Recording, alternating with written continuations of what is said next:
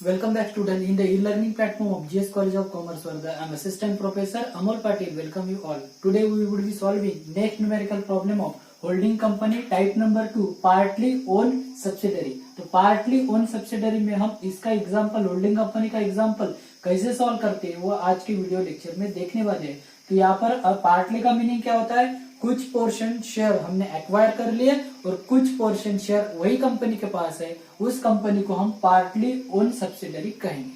तो ठीक है, पार्टली ओन सब्सिडरी में तो सबसे पहले मैं एग्जांपल, ये जो एग्जांपल है उसके लिंक आपको ये डिस्क्रिप्शन के नीचे दिए रहेंगे, वहां से जाइए, डाउनलोड कीजिए और एग्जांपल को रीड आउट कीजिए, फिर मेरे साथ एग्जांपल को सॉल्व कीजिए ताकि आपको एग्जांपल क्लियरली समझ में आ जाएगा। तो मैं थोड़ा सा एग्जाम्पल यहाँ पे पढ़ लेता हूँ। तो On 31st March 2004, the balance sheet of HM Limited and ST Limited, यहाँ पे दो कंपनीज है, एक HM है और एक ST Limited वाली है। बैलेंस शीट गिवन है as on 31st March 2004। Liabilities and assets, liabilities में गिवन है share capital, reserve, creditor.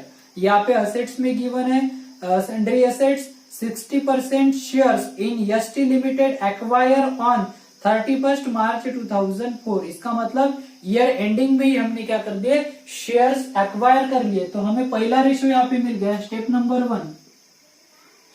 One हमें मिल गई क्या, मेजॉरिटी रेशो। मेजॉरिटी रेशो हमें यहाँ पर मिल गया, परसेंट में गिवन है तो कितने परसेंट है, 60%। कितने परसेंट गिवन है हमें एग्जाम्पल में, 60%।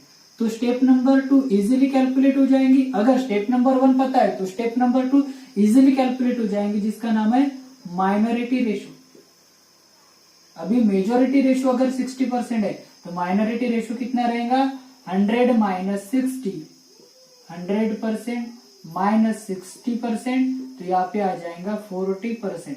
जो हमारा मेजॉरिटी रेशो है वो 40% यहाँ पे कैलकुलेट हो गया। ओके, ये दो कैलकुलेशन इजीली आपको समझ में आ गया होगा।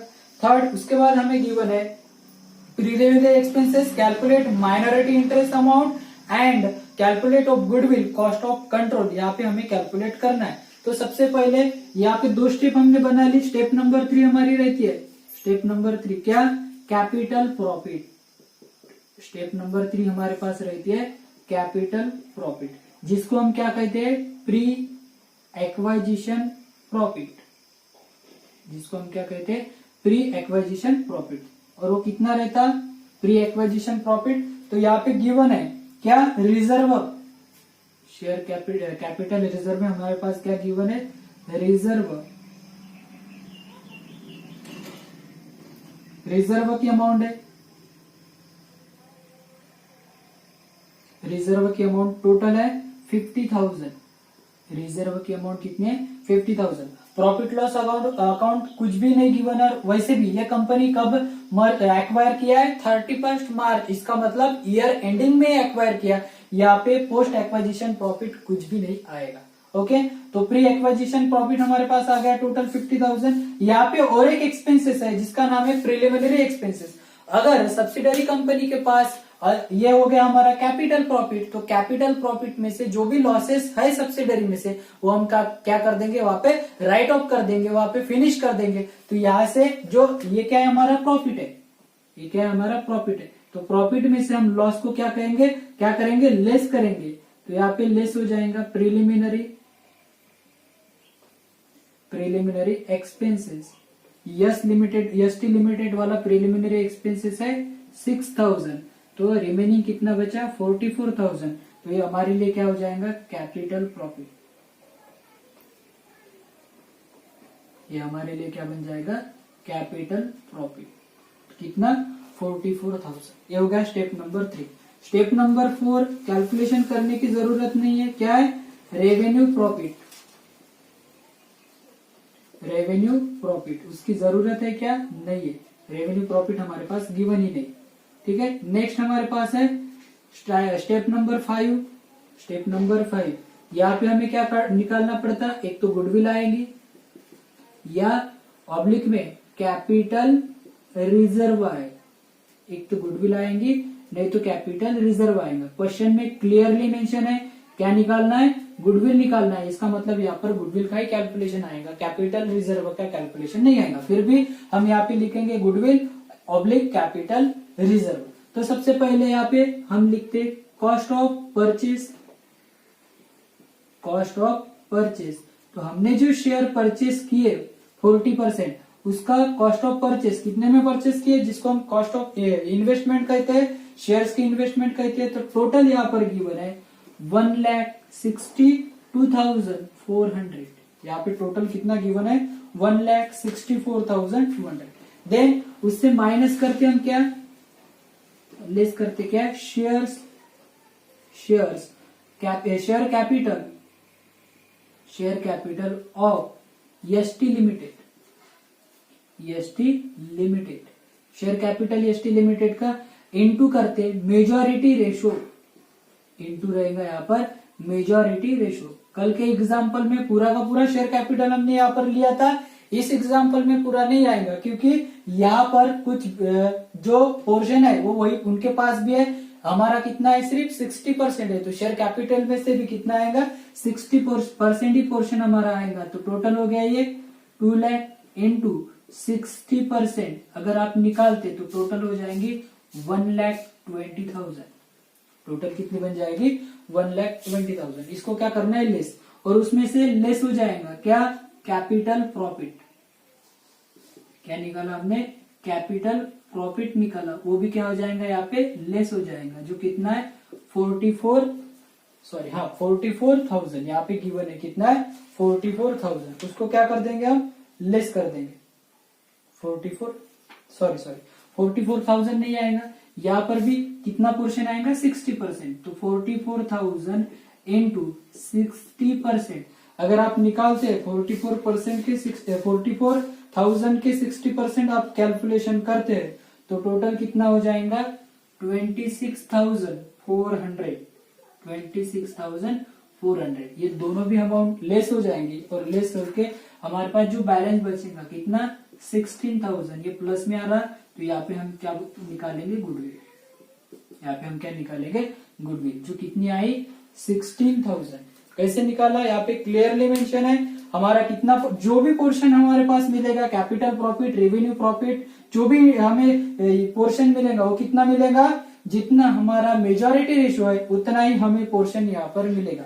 तो यहाँ पे हमने जो मेजॉरिटी रेशो का था कितना 60%, तो शेयर कैपिटल के भी 60% लिए और कैपिटल प्रॉफिट में से भी 60% लिए। यहाँ पे इतने कैलकुलेशन हमने कर दिए। उसके बाद स्टेप नंबर 6 हमारी आती है क्या माइनॉरिटी रेशो। स्टेप नंबर 6 में कैलकुलेशन करते हैं हम माइनॉरिटी रेशो, जिसको हम माइनॉरिटी इंटरेस्ट कहते हैं, रेशो नहीं कहते, इंटरेस्ट कहते। माइनॉरिटी इंटरेस्ट कैसे आएगा, माइनॉरिटी का मीनिंग होता है जो पोर्शन किसका है आउटसाइडर का है, मतलब हमारा नहीं है, दूसरे मतलब जो कंपनी के एग्जिस्टेंट शेयर होल्डर है उसका ही पोर्शन है। तो कितना पोर्शन है 40%। तो यहाँ पे हम निकालेंगे शेयर कैपिटल के 40%, शेयर कैपिटल ऑफ क्या है ST limited, share capital of ST limited. Total कितना है शेयर कैपिटल 2 लाख इंटू कितना परसेंट 40%, तो कैलकुलेशन आएगा 80,000। कितना आ जाएगा 80,000। और दूसरा क्या है, उसके पास कैपिटल प्रॉफिट है, इसमें भी उसका पोर्शन है, जो भी हमारा कैपिटल प्रॉफिट है इसमें 60% हमारा था, बाकी रिमेनिंग जो बचा वो किसका रहेगा, तो जो माइनॉरिटी इंटरेस्ट है उनका रहेगा। तो कैपिटल प्रॉफिट को भी हम इनटू कर देंगे माइनॉरिटी रेशो से, माइनॉरिटी रेशो। तो यहाँ पे कैपिटल प्रॉफिट टोटल कितना है 44,000, इसके कितने परसेंट निकालेंगे हम 40% निकालेंगे। अगर 40% निकालते तो यहाँ पे आ जाएगा 17,600, तो ये ऐड हो जाएगा और टोटल बनेगी हमारे पास 97,600। कितनी बनेगी टोटल 96,600। तो ये हो गया टाइप नंबर 6। टाइप नंबर 7 निकालने की जरूरत नहीं, क्योंकि यहाँ पर हमारे पास प्रॉफिट लॉस अकाउंट का मतलब रिजर्व प्रॉफिट कुछ कोई भी नहीं है। तो यहाँ पे हमारा रेवेन्यू प्रॉफिट कुछ भी नहीं है, तो यहाँ पे हमारी कंसोलिडेटेड बैलेंस शीट मतलब कंसोलिडेटेड प्रॉफिट लॉस अकाउंट यहाँ पे हम नहीं प्रिपेयर करेंगे, या उसकी स्टेप नंबर हम यहाँ पर नहीं बनाएंगे। तो टोटल 6 स्टेप हमने कैलकुलेट की। मेजॉरिटी रेशो गिवन क्वेश्चन में ही था, उससे हमने माइनॉरिटी रेशो को निकाला, माइनॉरिटी रेशो फिर क्या निकाला, कैपिटल प्रॉफिट निकाला, कैपिटल प्रॉफिट में रिजर्व गिवन था, टोटली हमने प्रॉफिट कैपिटल प्रॉफिट लिया। क्यों? क्योंकि हमने जब शेयर एक्वायर किए थे वो कब किए थे, 31 मार्च मतलब ईयर एंडिंग को किए थे, इसलिए हमने टोटल कैपिटल प्रॉफिट ले लिया। अगर इन केस ये कंपनी का या प्रॉफिट में से हमें क्या करना पड़ेगा, जो भी लॉसेस है जैसे कि प्रीलिमिनरी एक्सपेंसेस है, अंडर राइडर कमीशन है, इश्यू ऑन शेयर्स डिवेंचर है, ऐसे लॉसेस हमें क्या करना पड़ेगा, वहां से माइनस करना पड़ेगा। तो टोटल हमारा कैपिटल प्रॉफिट निकला 44,000। तो उसके बाद हम निकालते हैं रेवेन्यू प्रॉफिट, तो यहाँ पे नहीं आएगा। उसके बाद क्या निकालते हैं, गुडविल ऑब्लिक कैपिटल रिजर्व। एक तो गुडविल आएंगे, नहीं तो कैपिटल रिजर्व आएगा। तो उसका फॉर्मूला क्या बनता है हमारे पास, cost of purchase minus share capital part of H limited and capital profit part of H limited. मतलब होल्डिंग कंपनी वाला जो भी पोर्शन है वो पार्ट हमारा यहाँ पर आएगा, तो यहाँ से ये लेस हो जाएंगे। लेस होने के बाद जो भी अगर प्लस में आंसर आता तो हो जाएगी हमारी गुडविल, और माइनस में आंसर आता तो हो जाएगा हमारा कैपिटल रिजर्व। उसके बाद कैलकुलेशन करते हैं हम स्टेप नंबर 6 में माइनॉरिटी इंटरेस्ट। माइनॉरिटी इंटरेस्ट कैसे कैलकुलेट करेंगे, तो माइनॉरिटी इंटरेस्ट का मीनिंग क्या होता है, जो शेयर्स हमने एक्वायर नहीं किया, एग्जिस्टेंट जितने भी शेयर्स थे उनका ही वो पोर्शन है, तो उसको हम माइनॉरिटी इंटरेस्ट कहेंगे। और माइनॉरिटी इंटरेस्ट का कैलकुलेशन हम क्या कैसे करेंगे, पार्ट शेयर कैपिटल का रिमेनिंग पार्ट मतलब मेजोरिटी रेशो के साथ, और कैपिटल प्रॉफिट का part majority ratio sorry minority ratio के साथ ऐड करेंगे, मतलब इनटू करेंगे, तो जो हमें निकल के आएगा उसको हम माइनॉरिटी इंटरेस्ट कहेंगे। उसके बाद सब कैलकुलेशन करने के बाद उसके बाद हम बैलेंस शीट बनाते हैं जिसका नाम है consolidate balance sheet as on 31st March 2004 as on 31st March 2004। तो सबसे पहले हम कौन सी भी साइड लिख सकते हैं, आप यहाँ पर लिख सकते हैं शेयर कैपिटल। शेयर कैपिटल हमारे पास है टोटल 5 लाख। टोटल कितना रहेगा, 5 लाख एचएम लिमिटेड वाला। उसके बाद रिजर्व भी हमारा रहेगा एचएम लिमिटेड वाला 1 लाख। एचएम लिमिटेड वाला कितना बनेगा, 1 लाख। उसके बाद रिजर्व के बाद क्रेडिटर हमारे पास है।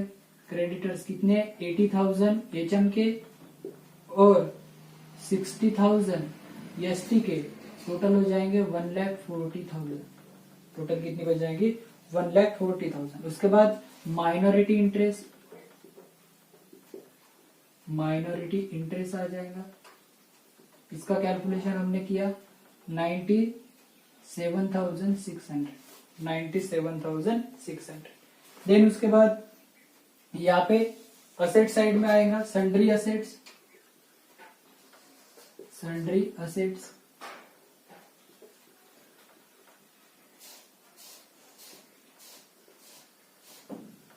सन्ड्री असेट्स हमारे पास आएंगे।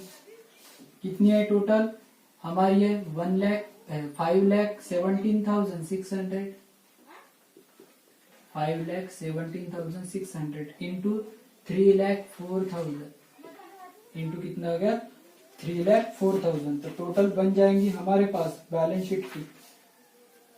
इसको हम ऐड कर देंगे 0 0 0 6, उसके बाद 4 और 7 11, उसके बाद 2 और ये 8,21,600। उसके प्रिलिमिनरी एक्सपेंसेस कुछ भी नहीं आएंगे। और गुडविल हमारे पास आएंगे 16,000। टोटल कितने 16,000। यहाँ पे हमने गुडविल का कैलकुलेशन किया हो गया 16,000। तो टोटल कर देंगे यहाँ पर,